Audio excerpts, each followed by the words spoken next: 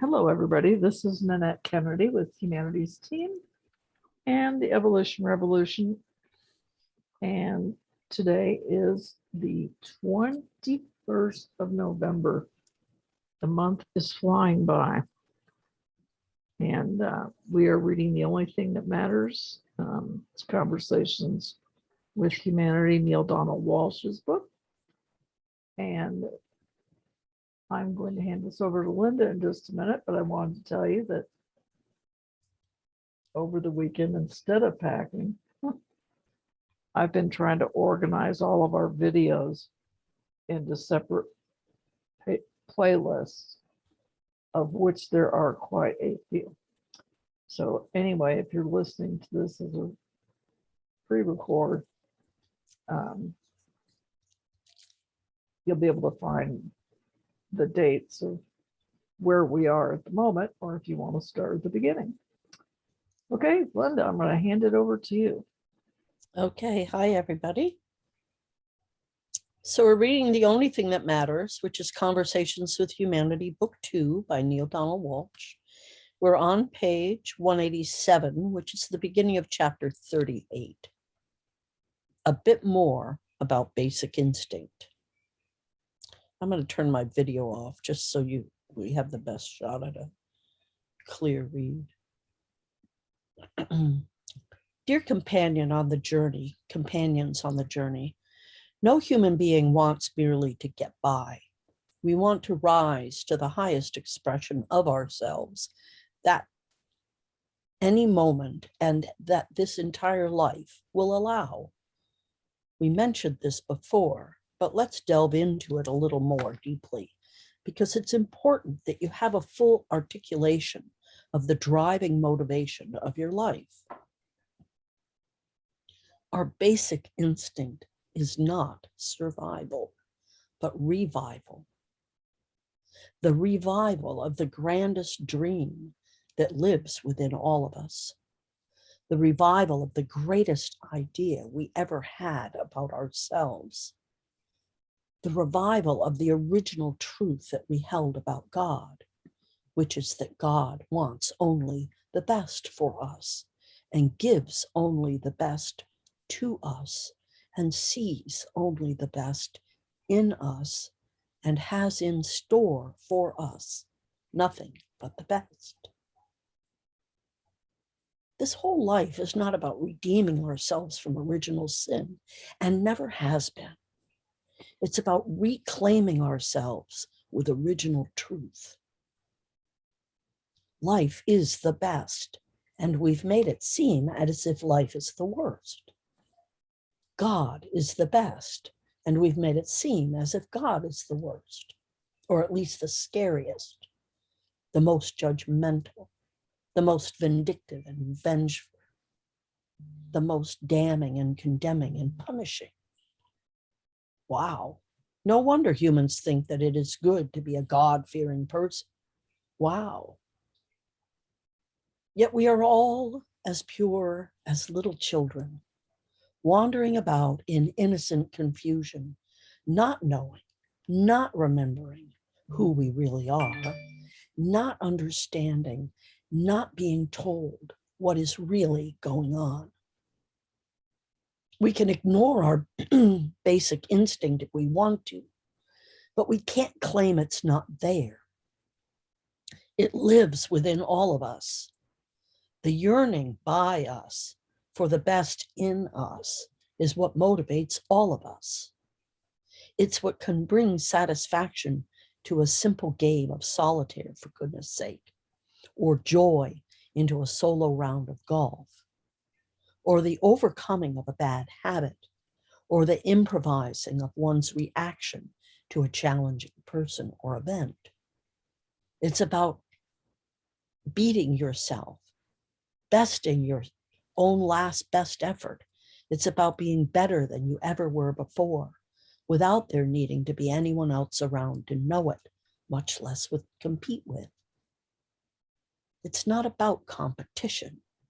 It's about repetition, doing life over and over and over again until you do it better than you ever did or thought you could.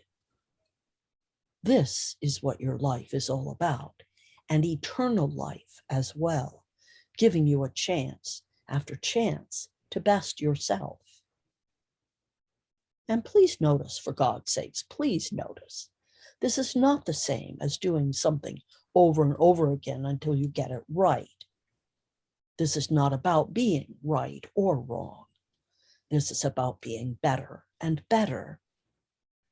This is about getting closer and closer to completion.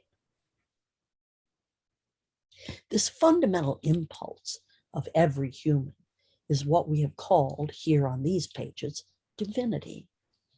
But you may call it anything you wish.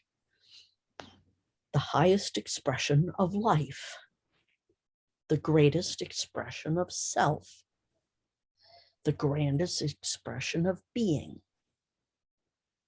It is, in the end, the only thing that matters, because it really is what one desires, the one that is you, and the one that is one with you. It is the only thing people are living for, and ironically, it is that to which the largest number of people pay the least amount of attention. And so you brought yourself the reminders that you have found here, because now you see that if you didn't know about these things, if you hadn't reminded yourself of the agenda of the soul, the sacred journey, and the divine purpose, you would never get away from struggling and suffering. You would never lead a truly joyful, wondrous, exciting, and fulfilling life. Now you see that the intersection of current thought and eternal knowledge is the crossroad of the mind and soul, the junction of experience and awareness. The trick is to stand in the intersection, to stay centered, to feel the combining of the totality of you, to be submerged in the mix of body, mind, and soul, and by this single decision to live life as a complete human being. End of chapter. Thank you.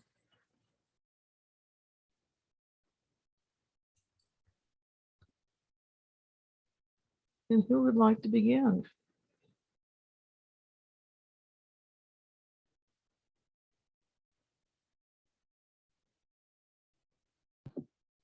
Well, I'll say that this is kind of a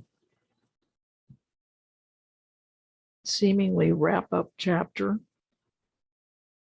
For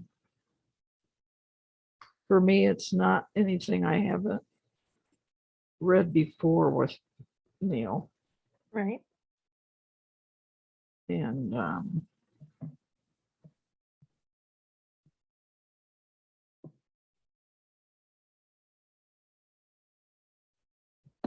it just reminds me of his other books. Over. Yeah, what you said, it's pretty sort of not a lot of new stuff. But the funny thing to me was where it talked about God-fearing, like where people think God-fearing is a good thing because he's such a scary, judgmental God and all. I was doing tried a little foray into online dating recently. And, there are a lot of people out there who are just trying to scam you. Unfortunately, it's true. And there are certain things that are sort of like red flags. And one of them is anytime a man said he was God-fearing or looking for a God-fearing woman, it's like they're trying to manipulate you into thinking something, and I've even sometimes reply if we're texting and say, I am not a God-fearing woman. That's all. If you're looking for a God-fearing woman, go find someone else. I've got some numbers I can give to you.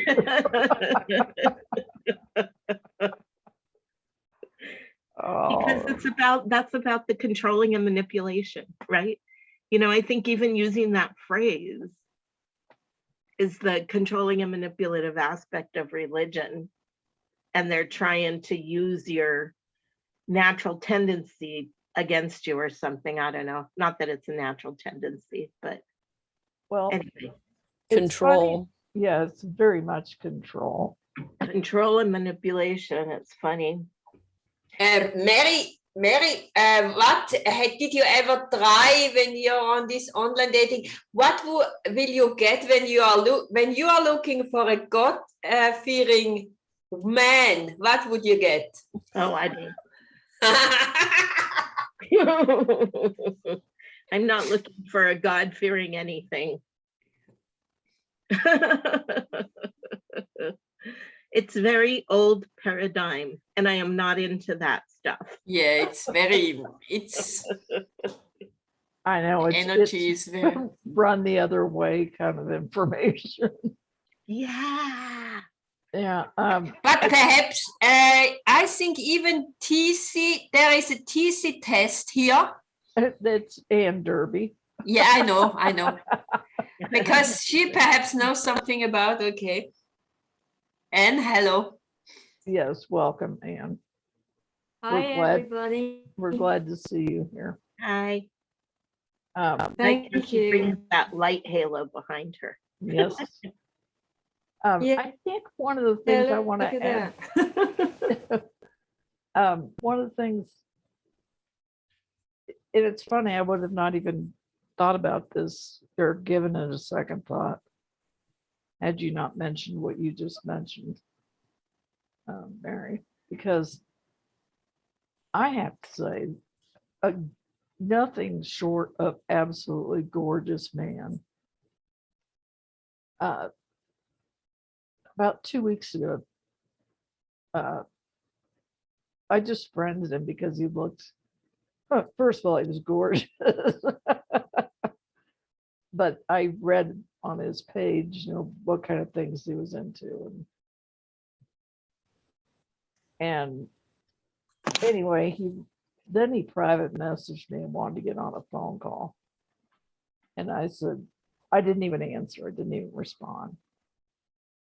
And just as I was thinking about typing him a little note, nice to meet you, that kind of thing, I got a text message from another person who said the identical thing to me that this other person did. I mean, word for word. And it was a very, anyway, it was just too weird. Yeah. So I decided, well, I'm just not going to respond to either one of these same persons. Anyway, that's all I have to say. You reminded me of it, Mary. Yeah. Anytime I see those, I'm like, okay, that's not a real person. I have like one friend in common who's someone who has thousands of friends.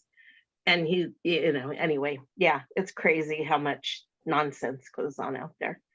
But Yep. So much less nonsense in here. Well, does anybody else have anything they want to add, or should we go ahead and read? Read more, read more. I say read more too. Anybody else have objections to that? Okay, I think there's only two chapters left before the afterword, and I'm not sure if we're going to read the afterword, but figure that out when we get there, I guess. Okay, so chapter 39, one last question, one last answer.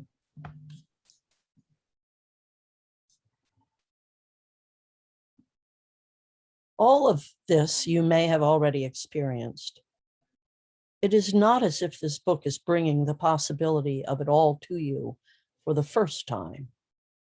Yet, as we have mentioned before, it has been challenging for many people to sustain this connection with the divine, to remain in that place of center between the mind and the soul, even if they are using the tool of meditation. Daily life keeps getting in the way, making a ruckus, causing a stir. And so we come upon a final question. How do we stay centered when, in the many moments between our meditation, so-called real life can, in fact, create an obstacle? The answer is you have to find a way to return to that resonant field that you visited during your meditation and that you experienced as you used the tools of gratitude, recontextualization, compassion, and forgiveness foregone that you've been told about here. With willingness as the first gift you give yourself, you can find that way. You can spontaneously merge that spiritual messenger and visionary Barbara Marx Hubbard calls your local self with your universal self. There is a resonant field created by the two, where both exist collaboratively, and Barbara says you can feel that resonance. In human language, she calls it love. Whenever you experience daily life getting in the way, whenever you find yourself caught up in paying the bills, handling business, keeping everyone happy, meeting the deadline, and doing what you have to do to get through the day, and especially whenever you encounter a person who's being difficult, or you catch yourself being difficult, you may want to do as Barbara does. I put my hand over my heart, she says, until I feel the love. First, you'll feel love for yourself. Then you'll feel love for others. Then you'll feel love for life itself. And then you'll feel love for all that is called divinity. You'll feel love for yourself because of all that you are doing and trying to do to keep all the plates in the air and to keep all the promises you've made to yourself and for the genuinely good person that you know yourself to be at heart. You'll feel love for others because you'll understand in fullness that the person in front of you is having their own difficult moment and that others in the world are meeting their own challenges, facing their own dilemmas, and that all of them are totally good at their core, just as you are, wanting only the best, and so unsure of how to produce it. You'll feel love for life itself, for its wonderful process of reliable repetition, giving you chance after chance to make the next grandest decision about yourself and to create the next grandest experience of yourself. And you'll fall in love with God because of the magnificence and the wonder and the glory of divinity, and for letting you in on it, for giving you a piece of the action, for your eternal connection with your universal self, and for your oneness with the divine. If you'll give yourself just one tiny moment, close your eyes, take a breath, hold your hand over your heart, and enter the resonance. You'll feel it, not just conceptualize, that your body, mind, and soul are one, and you'll feel that the totality of you and the all of everything are the same thing.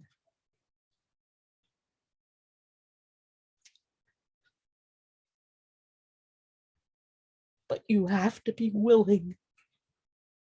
You have to have given yourself and received the gift of willingness.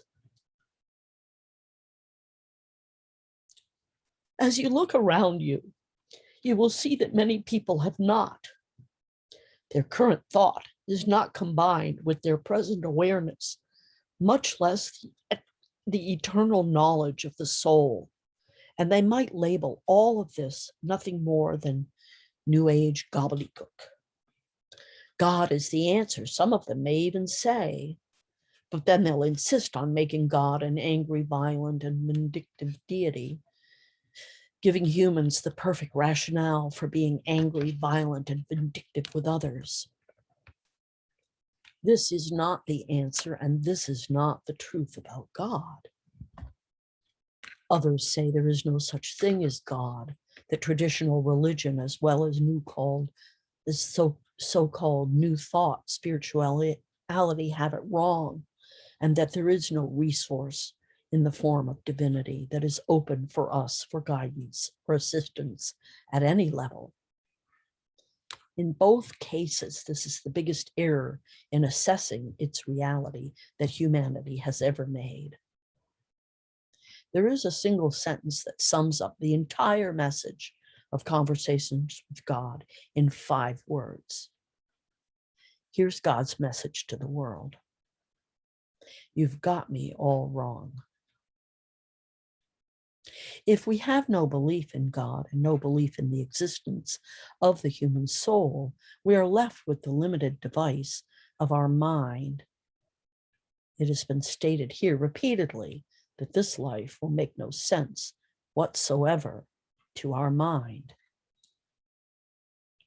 Only with the insight and the wisdom and the eternal clarity of the soul added to the experiential reference points of the mind can what is occurring in our life and on this planet make sense.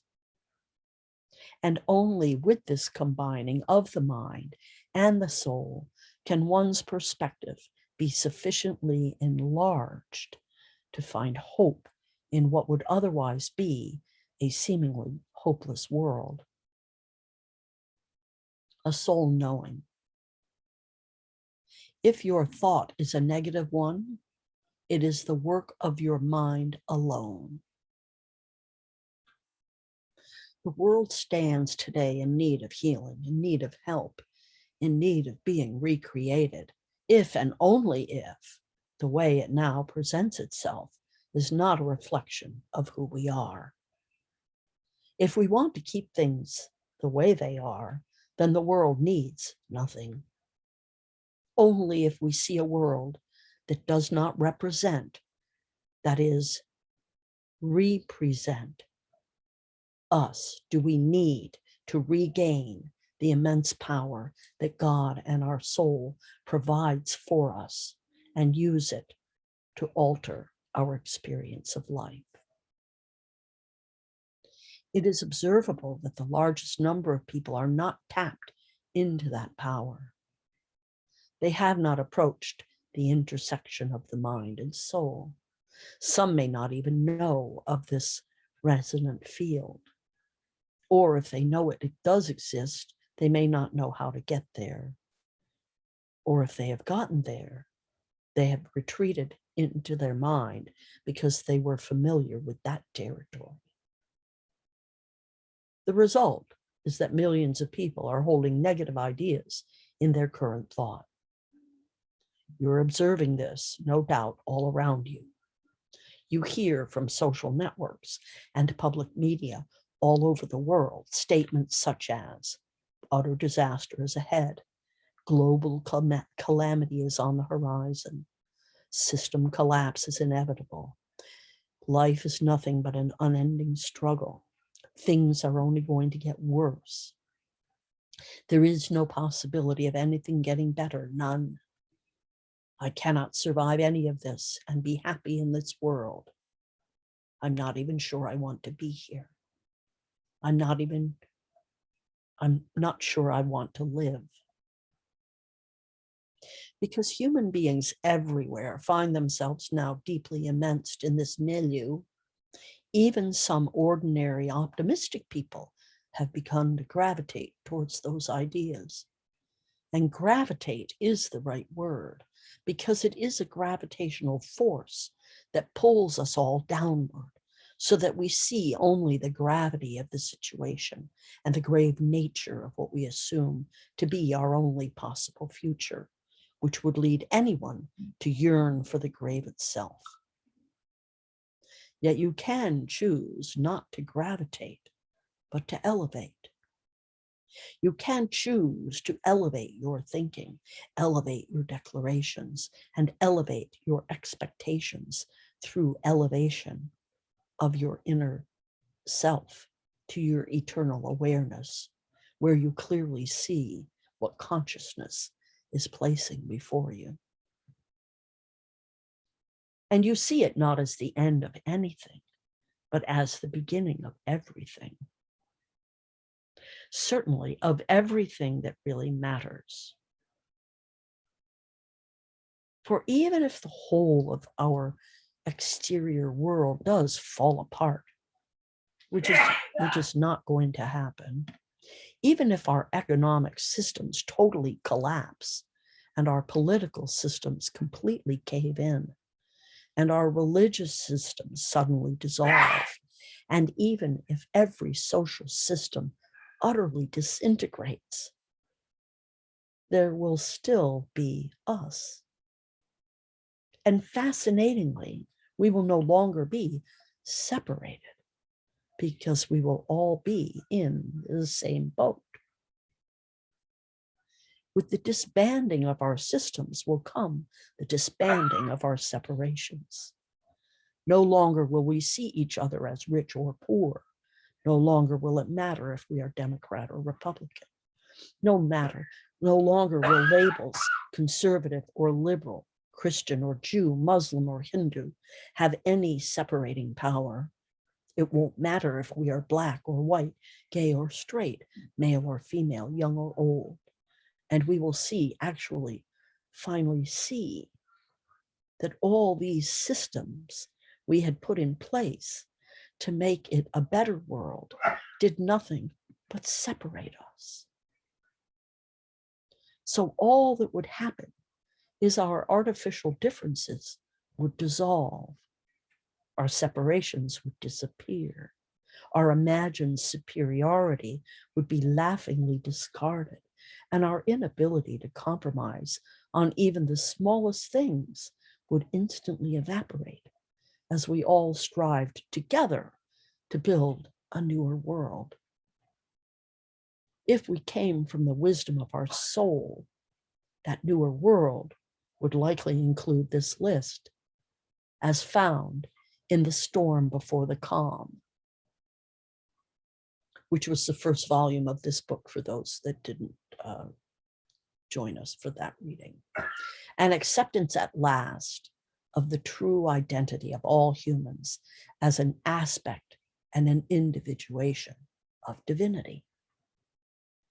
Number 2, the embracing by more and more people, ultimately millions, of the truth of the oneness of all life and of humanity. Number 3, an understanding of why we are here on earth, a clarity as to the soul's agenda. Number 4, an end to abject poverty, to death by starvation, and to mass exploitation of people and resources on the earth by those in positions of economic and or political power. 5, an end to the systematic environmental destruction of the planet.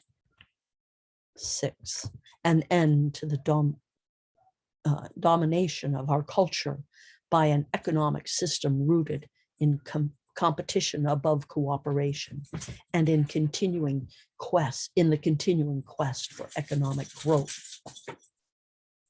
7, an end to the endless struggle for bigger, better, more. 8, an end to all limitations and discriminations holding people back, whether in housing, in the workplace, or in bed.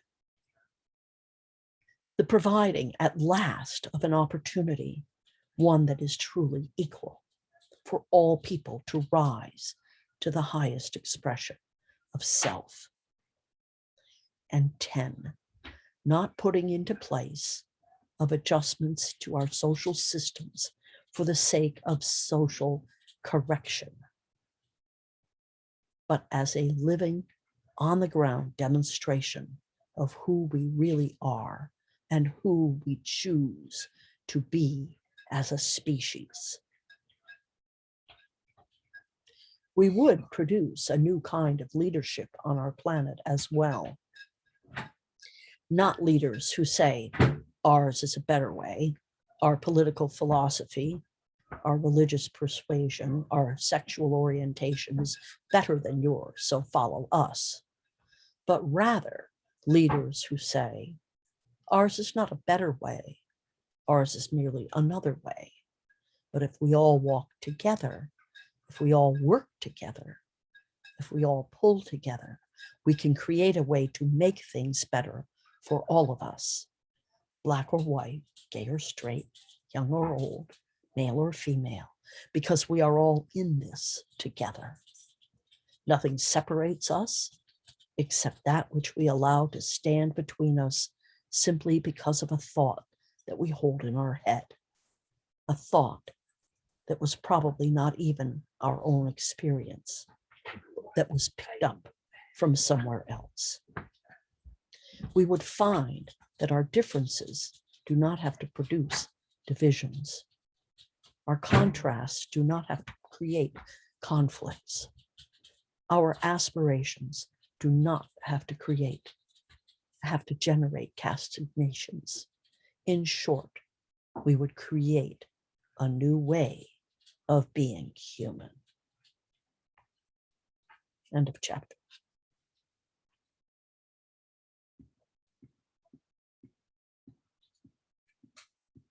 I just want to say, giddy up, let's go. What is the holdup? Agreed. Yeah, me too. I'm so ready. Come on, Beautiful, guys. beautiful vision. Well, we're starting here in this circle. Yeah. Yes. I think it was a perfect message. That's exactly what we need, and that's how I feel inside. So that was a very good confirmation of what is going on. Thank you. Over. I agree. And for some reason, unbeknownst to God and man, well, God probably knows. But I started thinking of the Stephen King book, The Stand. And if you haven't read it, I read it probably 30 years ago. And really what it was the separation of the people in this country anyway, of those that were more like us from the people who are living in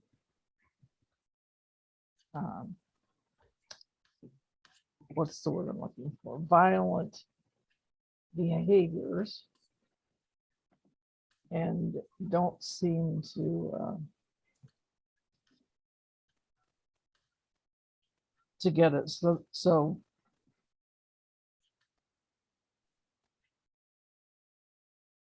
I'm hopeful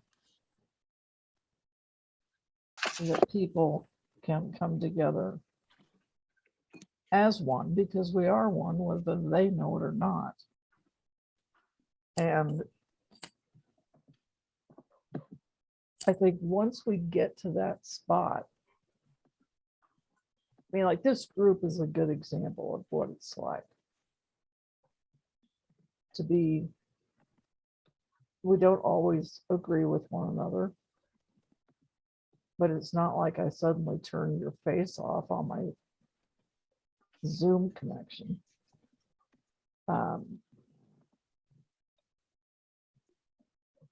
And I think we're getting there. It may not be happening as quickly as we'd like it to.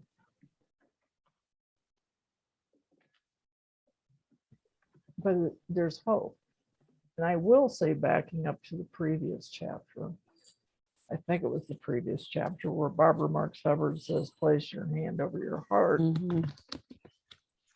That's something I do every time I have to do something uncomfortable or tell somebody something that's going to be difficult for me to say. And it is a powerful connection with your own life and the life around you. And being able to say, and I'm going to use a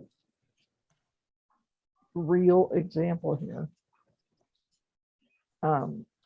with this present roommate that I have, who can be very, very nice, but she can also be very verbally abusive. And when I would speak to her, when I would stick up for myself, I would put my hand over my heart and I would say, it really causes me pain when you speak to me like that. And I don't know what it is about putting your hand over your heart, besides what we just read, but there is a connection there. It's like you put your hand over your heart and it seems easier to say some of the most difficult things. And you remain, at least I did, in a place of kindness and not be aggressive in your response. Over. Yeah. Yes, I would like to say one thing, if I may say. I'm working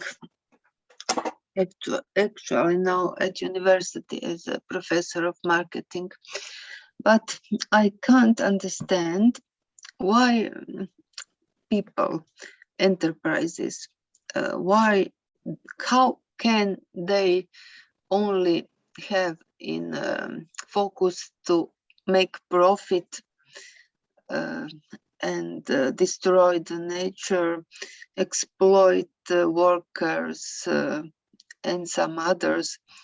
I can't understand how people can behave in such a way that there are, in this time, there are number of very rich people, but also not millions, many more live in terrible conditions. I can't understand that people can exploit and do in such a way, put very high prices on products to take from customers. I don't know, little wages, destroy the nature. How can they do this? How they don't think that they will live maybe some 20 years more, and what they have from this? And I've only speaking about students about this because I have one course, ethics in marketing. I really can't understand how people, all humanity, can behave in this way. There is going to sustainability and so, but this is all enough. Yes. Oh. Well, that's very interesting to me, that you're teaching. Okay, I think Ariana, that we can't understand why people can act against nature or whatever. I think perhaps we're gonna try to step into their role. I think there are also a lot of people out there, they are so much involved in things, and some of they don't care about what's going on. For them, it's very important that they get their money and they get everything. And I think there are different stages. Some people, they don't care. Some people, whatever. But I think some also try to avoid damages. I think all the knowledge or the wisdom about sustainability, flourishing business and all this, it's not even covering the world now. It's a minority of people who really goes along with this. Everybody is somehow involved in business, but not everybody involved in business is aware of the knowledge of sustainability and how to do it. And we are also, I think, we are also afraid of big changes, because it would have big changes in our lives and it would make an impact. And perhaps we also would have to jump out of our normal day life. We have to do things in another way, and we have to understand we have to leave things and we have to do new things. And I think all this is now, it's on the move, but it's very slow. I think it's because we are very much fear-based natures. I think that's the main reason. We are so much fear-based that we always believe that some changes, they will not bring us good, they will bring us evil. Yeah, that's it at the moment. Thank Yes, you, Emily. and also here in Croatia now, the state government doesn't want to go in lockdown, partial or full, because economy can afford this. And so many people have COVID. And so, but they first think about profit economy, because wouldn't be money, of course. Then to protect people lives, I think, like this. In some other countries are going lockdown. For I watch on television in Austria, for example. Yes, so Thank you. And Mary? Yeah. So I think, the fear-based thing is really important. So here's what I think. From the economic perspective, our economic model is very fear-based for the most part, so it's like a zero-sum game model. If I have more, you have less. So, and people are, there are a lot of people who are just living in fear, whether or not they realize it. So even though people have plenty, they still think they need more. And so I think that's where that greedy money hoarding mentality comes from. And the other aspect is something that Linda has spoken about. And this also goes to Nanette with the hand over the heart. It's ego versus echo. It's like so many people are caught up in, well, that's the zero-sum game. It's an ego model. It's all about me and my well-being versus us and our well-being. And I think that when you put the hand over your heart, Nanette, it activates the heart connection, because we all have a heart connection to other human beings and other living things, whether or not we realize it. I do this meditation in public spaces a lot. I take public transportation. And if you look from heart to heart at another human being, then you can experience that connection. It's like you might look at them with your eyes and think, I have nothing in common with this person for whatever reasons. But if you do the heart-to-heart connection, you feel our shared humanity, our shared life, because you can do it with animals and everything. But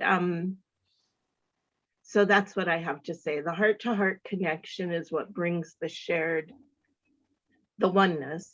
And the ego versus echo, I mean, that's what we're trying to shift. We're trying to shift from the ego-based to the echo-based.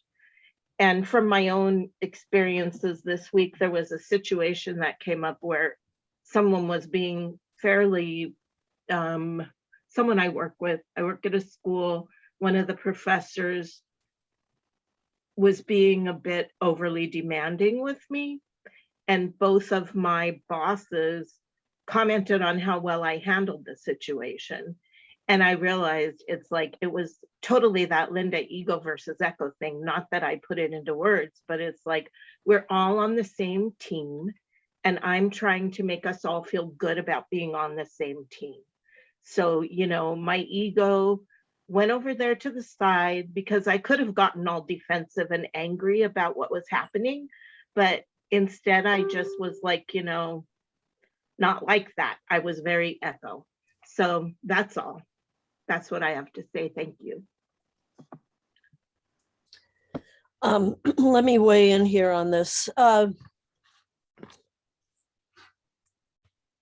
you know, if we go back to the beginning of time in this 3D world that we've created,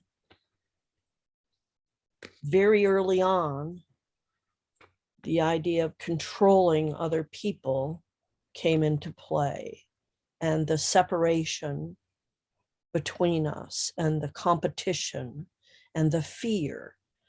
And pretty much all of society has developed with those pieces in place. So when we look at these capitalistic models, I mean, what you're describing, Ariana, is basically unfettered capitalism. It is just capitalism that has lost its mind. It's more, to the point where you have people like Bezos and Musk who, you know, have so much money that they can fulfill their childhood dreams of being in space. Meanwhile, there's billions of people on this planet that don't have enough to eat, don't have homes, don't have good drinking water, right? And so, and then you find out some of the intricacies of society are really, and what we've done are really, they're so twisted. So for example, just one example, I was listening to NPR this week about water and how, and they were bringing up the question of, and maybe some people have never even thought about this. I think about it all the time because we have amazing water where we are. And it's like not even treated, like it just comes out of the ground and it's like manna from heaven. It's so wonderful. And yet it's the same water we use to flush the toilet. Why are we using beautiful, pure drinking water to flush toilets? And then you find out that there's actually a state in this nation. I'm not going to name the state, but there's a state in this, and there may be more than one state. It's a Midwestern state where it's actually a law that you have to build your buildings with potable water in the toilets. And I stopped for a second when I heard that, and I'm like, why would you make a law like that? And the answer came, I thought of the answer, I was given the answer because somebody was making money off of it. That's why.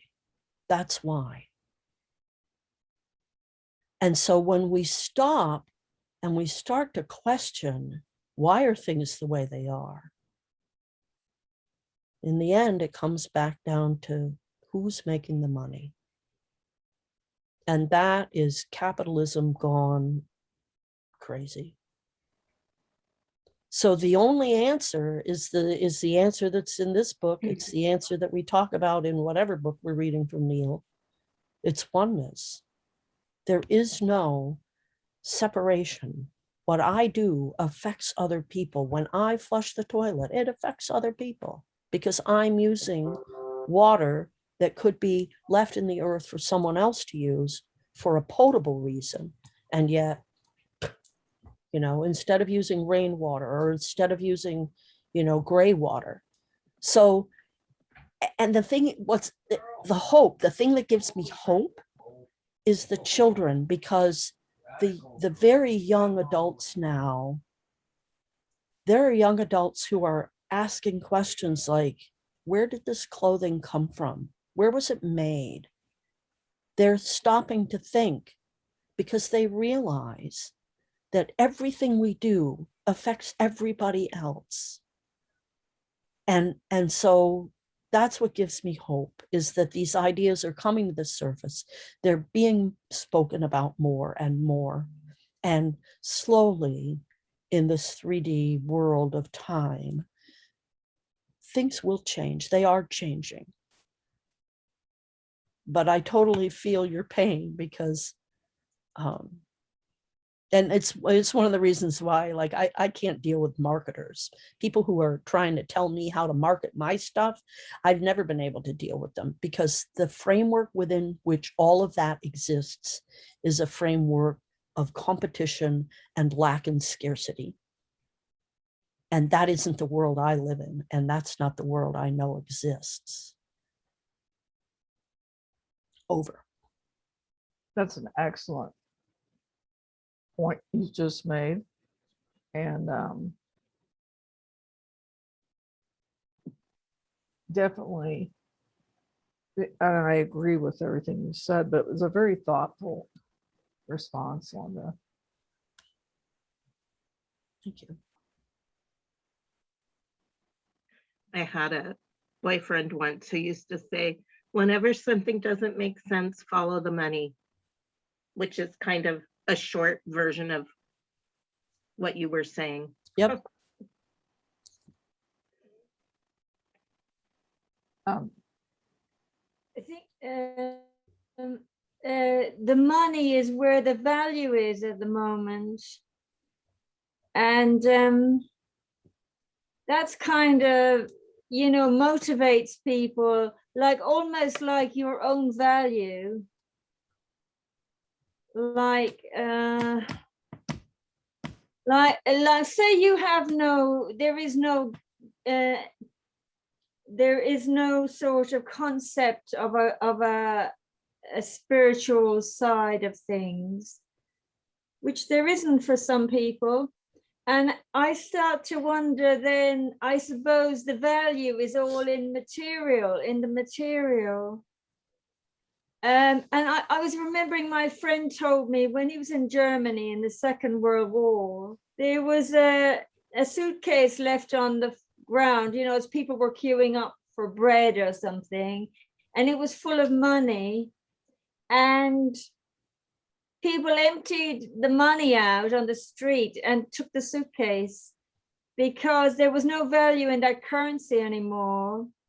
And I think we're actually in it. I think we're in it now. We don't know it because it's not all come together. Bits and pieces are kind of moving, like we're all part of some jigsaw puzzle, but we haven't quite found our place.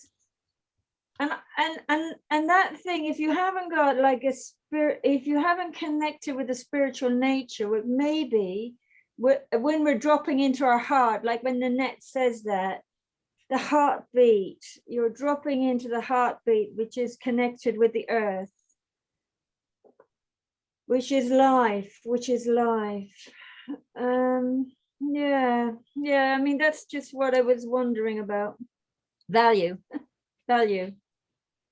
Being valued is the thing, it's very painful when we're not.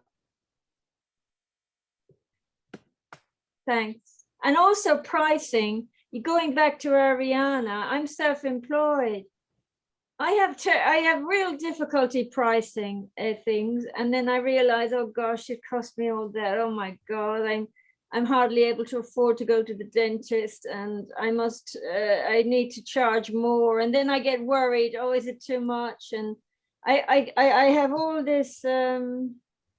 These things go on. These things go on. Thank you. Thank you. Dima wanted to say something. Go ahead, Dima. Oh, yes, I liked what you said, Linda. I think Oh. it was very good explanation of how it is. And yeah, and these programs that are going on, we can judge them, but if we are not programmed in that way, we are still part of it because we are living on planet Earth at the moment. But if we take the heart and connect, we support another frequency. And I believe that that is exactly, we would create a new way of being human. That's what we need to do. So just to be here is a part of contribution. We are one. Yeah. Thank you, Linda. I think you talked very, very well. Oh, you're welcome. Over. Ariana, were you going to say something? Yes, I'm thinking about this and talking with students. I have write 2 books on Croatia. The only thing that money, I think that money is okay. I like money. I don't have money, but I really like money. It's okay to have money. I think that money is not a problem, but not to exploit other people and customers, I don't know, suppliers, all other people, and not to damage nature. It's okay to live good and to have money, but nature is, I think, maybe now priority in this moment, but also other people. So Mary, were you going to say something? Just quickly to address what Ariana was saying, that same ex-boyfriend who said that thing, he was a businessman, and his thing was he always wanted both people to feel good about the deal. He wanted to feel like he made a good sum of money on the thing he sold. He also wanted his customer to feel like they got a good deal on the thing he sold. That's good. Yeah. And that to me is how business should be done. And he really hated customers who were trying to get the absolute cheapest price, just like, you know, a businessman who's trying to gouge his customer for the highest price. Like those are both toxic attitudes. And the attitude here, again, it's the echo, right? We both want to feel good about the transaction afterwards. So I think that ego versus echo distinction, since Linda made it a while ago, I just have found it very helpful in framing things. And maybe it would be something that would be a helpful concept to your students as well, Ariana. That's all. Mary, I like that. And I just like also what Anne added before. I think sometimes it's good not only to talk about the money, but the definition of value. I think I think that it's a difference in between when we have a definition of values, and we not only define things our money, if we define it in quality of life, in quality of whatever, and then I think it's something else. I just like that. Thank you. I didn't realize it was already after the hour, but it is. And before Mary gives us our exit, I was going to say, I was watching a program the other day on how we can better help the planet, not be, because everybody's saying, well, what can I do? Well, I about fell out of the chair I was sitting in when I was watching this documentary. Very well done. And if I can remember the name of it right now, I can't, so I'm not going to try. But I had no idea that the second highest problem with pollution in our country, and I'm going to assume around the world, is the fact that we don't recycle clothing. And it's an enormous industry. And I just never thought about it, but they showed a woman who does nothing but buys older clothing and repurposes them. And it was absolutely very fascinating. But that thought even never crossed my mind. So, just something I learned. Anyway, Mary. But Nanette, I just have to add something. I think even what you talked about, I talked with friends about this, about secondhand clothing and doing I think we don't have to wait. I think we are on social media, how easy it is to build up a group of people and say, okay, I was not buying clothes for 1 year. Do you like to do it for 1 month? Do we go in a group and talk about it? And so I think it's so easy in these days to do things like that. But I think things like this, they really make an impact. I agree. And Was the title Textile Mountain? no, but I'll bet that one has the That's same. just one. Yeah. Yeah. that's- Yeah, I was just shocked. And I know we're over time, but this woman that has this shop of nothing but repurposed clothing, it was amazing. I mean, it was just amazing. Like I would buy clothes like that. You know, and it's just something we can think about. But anyway, Mary.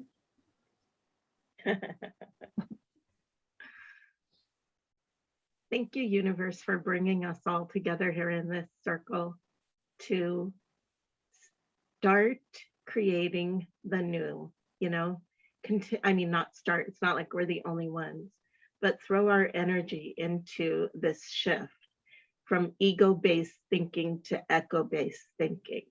Because we here in this circle, we all know that we are all connected, and not just us, but that everything in the universe is connected. We are all like this energetic grid. It's all one thing. It's all one field. And each of us is like a separate blip of energy in this grid. But that means that anything that happens in the grid affects everything in the grid. A new way of understanding that whole no man is an island thing, that we literally are all woven together. It's like we're all the blanket, all woven together in our own strands. And the more we understand that and we engage in loving interactions with everyone else in this blanket with us, even when it's difficult, even when it's hard, you know, if we can put our hands over our heart and remember the love, and as Anne Derby said, the heartbeat of the earth, it's like we all are these pulsing bits of energy connected to all the other pulsing bits of energy. And as we remember that, we know our significance. None of us doesn't matter. We all matter. We all have our part to play. And even if we feel like what we're doing is only small in the large scheme of things, these little things can ripple out, and we can all make a wave and help to really bring about this new reality that we're energizing. Thank you. Thank you. And thank everybody. I really appreciate you.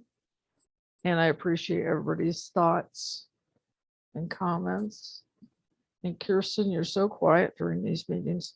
I'm going to have to call on you like the teacher does. Okay. Another challenge. Yeah. The Facebook challenge, and then now this challenge. Yeah.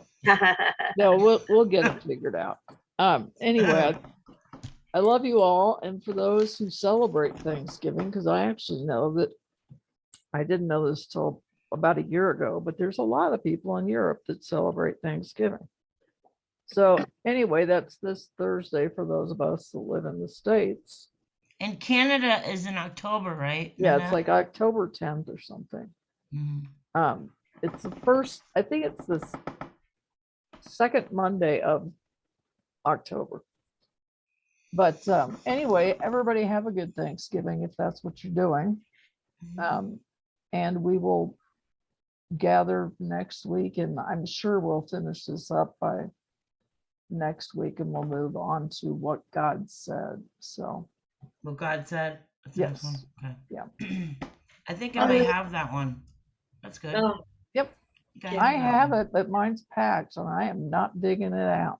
Oh, packed and stored, yeah. I No. had that problem with all my books, so I had a million books. My mom's books and my books. I have a bazillion books myself. Oh my God. This is No. new book. This is new book. It's what is the year in that, Mary? It's older. Yeah, it's not that new. Older. Let's see. God I'm said. looking. 3 or 4 years, huh? 2013. Yeah. Oh, even Copyright. okay. I don't know. 2013. I have in Croatian many books, and I don't know. I will search if it's original. And you What might, God said. yeah, what God said, and you might be able to, because sometimes you can find these books Yeah. online.